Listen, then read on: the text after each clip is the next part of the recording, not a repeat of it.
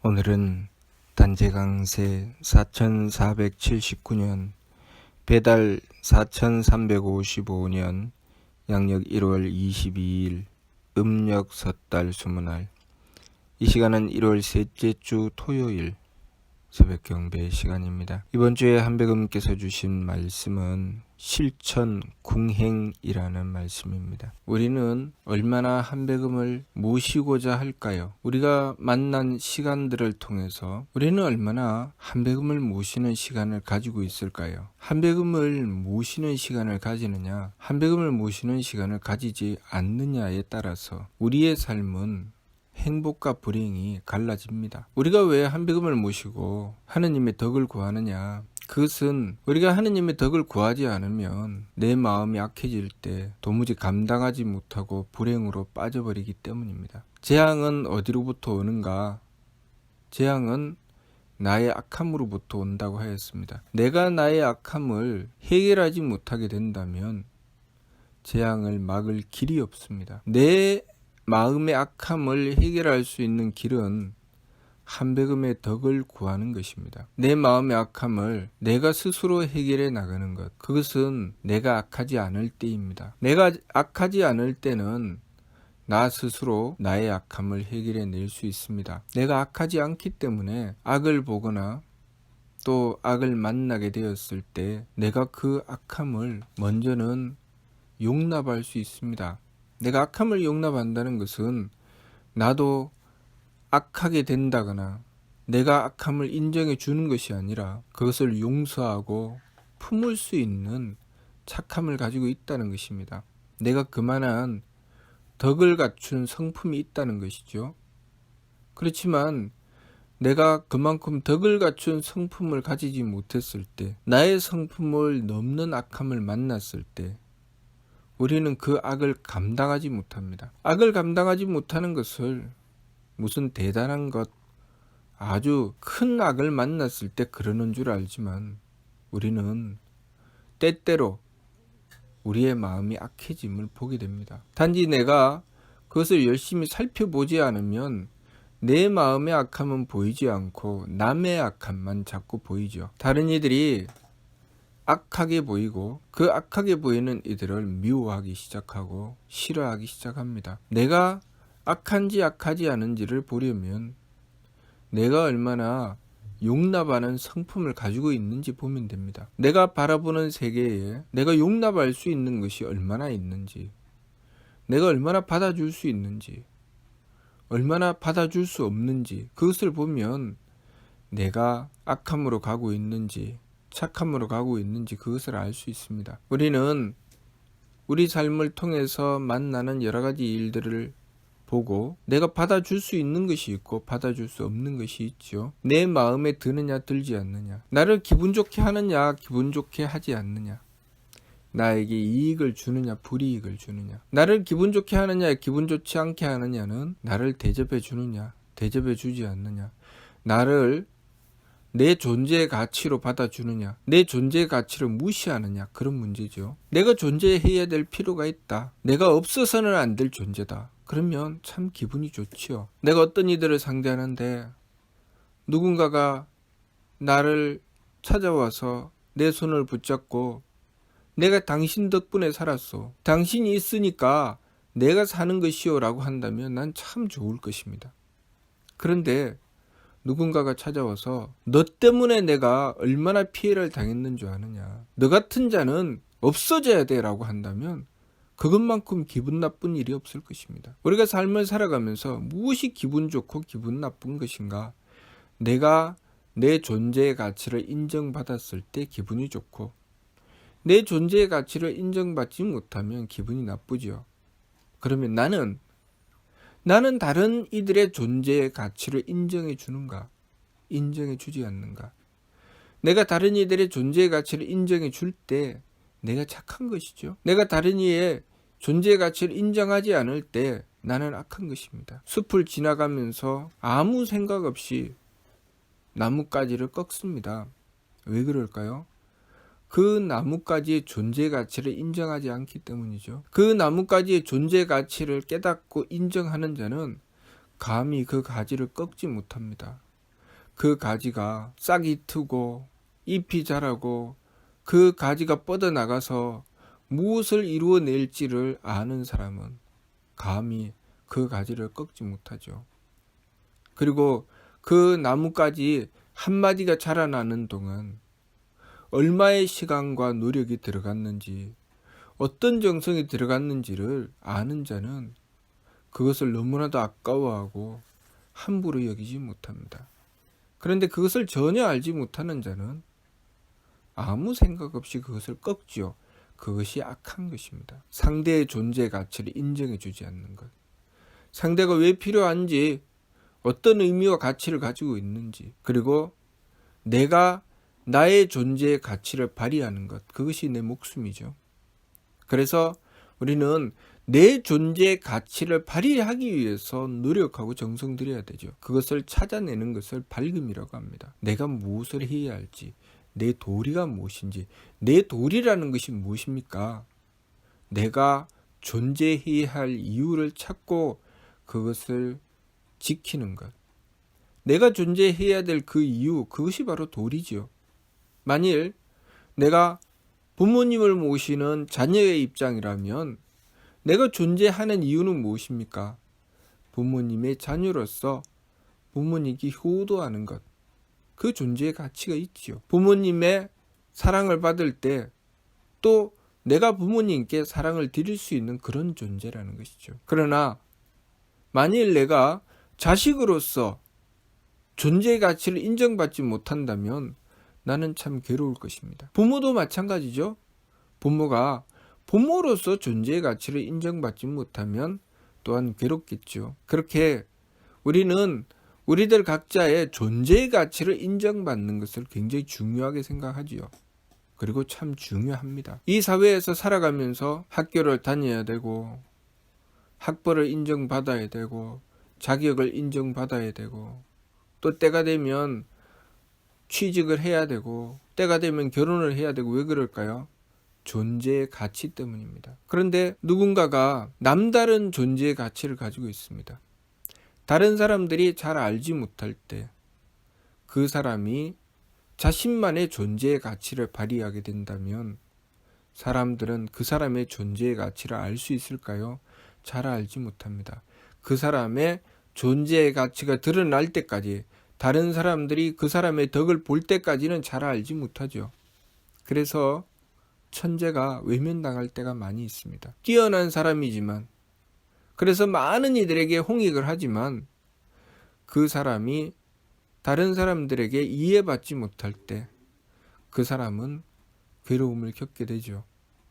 성인들이 그런 경우를 많이 당했습니다.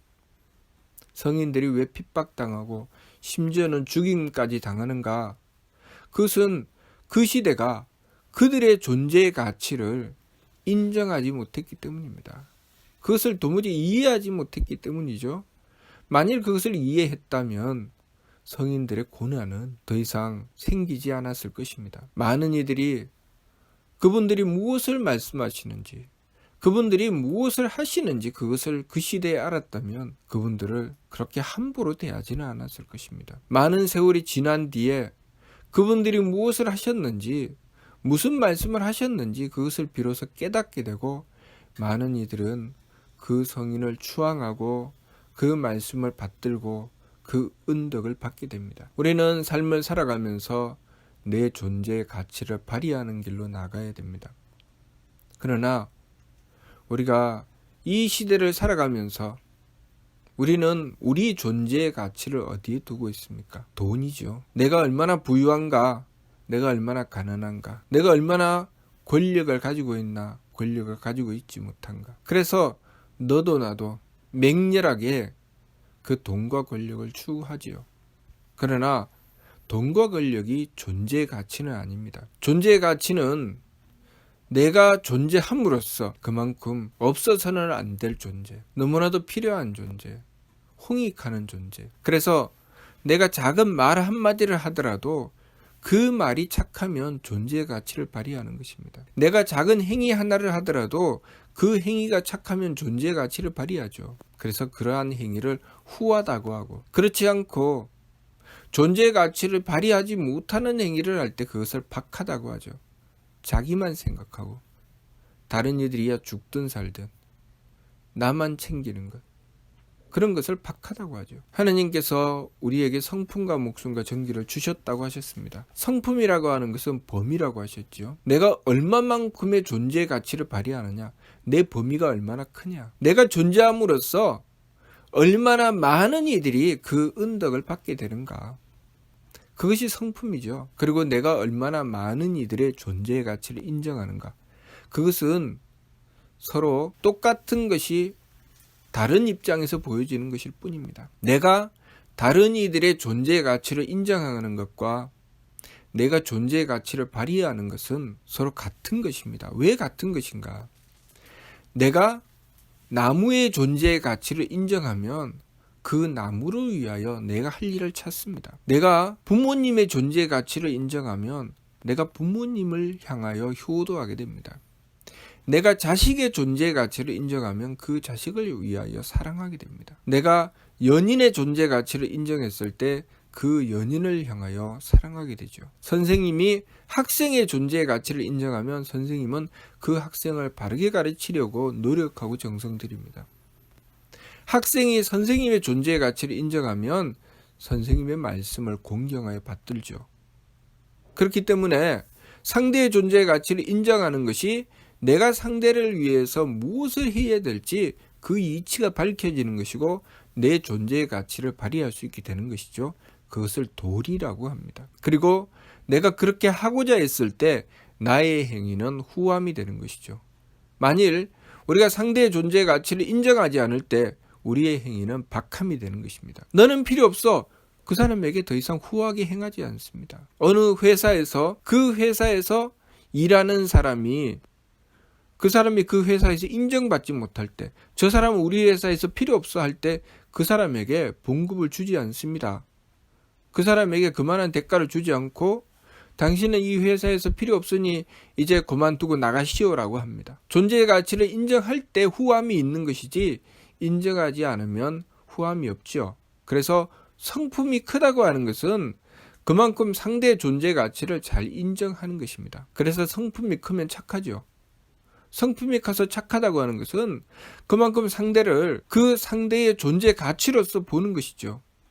다른 사람들은 그 사람이 존재의 가치를 가지고 있는지, 그 사람의 존재 가치가 무엇인지 잘 알지 못하지만 이 착하고 지혜로운 사람은 그 사람이 어떤 존재의 가치를 가지고 있는지 알게 되죠. 그래서 밝은 이는 일단은 착합니다. 그리고 지혜롭죠. 지혜롭다는 것은 무엇입니까? 남들이 보지 못하는 것을 보고 그것을 끄집어내죠. 그 사람이 그 가치를 발휘할 수 있게 해주죠. 그래서 또한 후합니다. 밝은 이는 착하고 그리고 맑아서 지혜롭고 그리고 후하죠. 하느님께서는 우리가 그렇게 착하고 맑고 후해지기를 바라시는 것이죠. 점점 성품을 넓혀가는 것, 성품을 넓혀간다는 것은 내 존재의 가치를 그만큼 많이 발휘한다는 것이고, 또 성품을 넓혀간다는 것은 다른 이들의 존재의 가치를 그만큼 인정한다는 것입니다. 내 성품이 한 나라만큼 크다면 그 한 나라만큼에 있는 사람들의 존재의 가치를 내가 다 인정하는 것이죠. 그런데 만일 그 나라를 이끌고 나가겠다고 하는 사람이 나왔는데 그 사람이 그 나라에 있는 사람들의 존재의 가치를 다 인정하지 않고 제 존재 가치만 인정하고 남의 존재 가치는 인정하지 않는다면, 자기만 안다면 그 사람은 그 나라만큼의 성품을 갖춘 것일까요? 만일 그런 사람이 그 나라를 이끌고 가게 된다면 그 나라에 있는 이들 중에 자신에게 비유에 맞는 사람, 내 마음에 드는 이들만 챙기고 나머지는 다 버릴 것입니다. 나머지는 고통받게 되겠죠. 그러나 그 나라에 있는 모든 사람들을 향해서 그 존재의 가치를 인정하고 자신의 존재의 가치를 발휘하려고 하는 사람은 그 나라를 살리기 위해서 온갖 정성을 다 들일 것입니다. 왜냐하면 그들 각자의 존재 가치를 다 인정하기 때문이죠. 그래서 그 사람은 그만큼 지혜를 발휘하게 되어 있습니다. 그리고 부족하고 모자라는 것을 하느님께 구합니다. 지극하게 노력하고 정성 들이며 그들의 존재의 가치를 인정하고 그 가치를 발휘하도록 하기 위해서 자신이 보는 그들의 존재의 가치를 제대로 발휘할 수 있도록 하기 위해서 온갖 노력과 정성을 다 들이죠. 그러면서 하느님의 덕을 구하고 하느님의 지혜를 구하고 하느님의 힘을 구하는 것입니다. 우리가 한백음을 모시고 원도하고 정성을 들이며 하느님의 덕과 지혜와 힘을 구한다고 하는 것은 무엇인가? 내가 상대의 존재 가치를 인정해야 되는데, 용납이 주어야 되는데 용납이 안 되는 것이죠. 왜 용납이 안 될까요? 상대가 어떤 존재 가치를 가지고 있는지 내가 알지 못할 뿐만 아니라 내가 그만큼 내 존재의 가치를 발휘하지 못하고 있다는 뜻이죠. 그래서 하느님의 덕을 구하게 되면 첫 번째는 상대의 존재의 가치를 내가 볼 수 있게 해주십니다. 상대가 왜 필요한지, 상대가 어떤 장점을 가지고 있는지 그것을 보게 하시죠. 그러면 내가 그것을 보는 순간 내 마음이 착해집니다. 아, 이 사람이 이런 의미와 가치를 가지고 있는 사람이구나. 그리고 그 사람을 위해서 내가 무엇인가를, 내 도리를 지키기 위해서 나의 존재의 가치를 발휘하기 위해서 노력하고 정성 들이게 됩니다. 그리고 그렇게 노력하고 정성을 들이며 내가 해야 될 일을 찾는데 또 부족한 것을 하느님의 지혜로서 구하게 되죠. 하느님, 가르쳐 주십시오. 제가 어떻게 하면 저 사람을 도울 수 있습니까? 어떻게 하면 내가 존재함의 가치를 발휘할 수 있습니까? 하고 하느님께 구합니다. 그리고 지극하게 정성을 들여서 실천해 나가는데 내 힘이 부족하면 또 하느님께 힘을 주시라고 하느님께 빌죠. 그래서 지극한 정성으로 하느님의 힘을 구해서 그 일을 행해 나가려고 합니다. 우리가 누군가의 부탁을 받았을 때 그 부탁을 받아들이고 최선을 다하려고 하는 사람과 그 부탁을 받기는 했지만 외면하는 사람의 차이는 바로 그런 것이죠. 내 성품에 그 사람이 그만큼 들어올 만큼 내가 성품을 가지고 있다. 그러면 그 부탁을 받아들이고 최선을 다하려고 합니다. 그러나 내 성품이 그만큼 되지 않는다.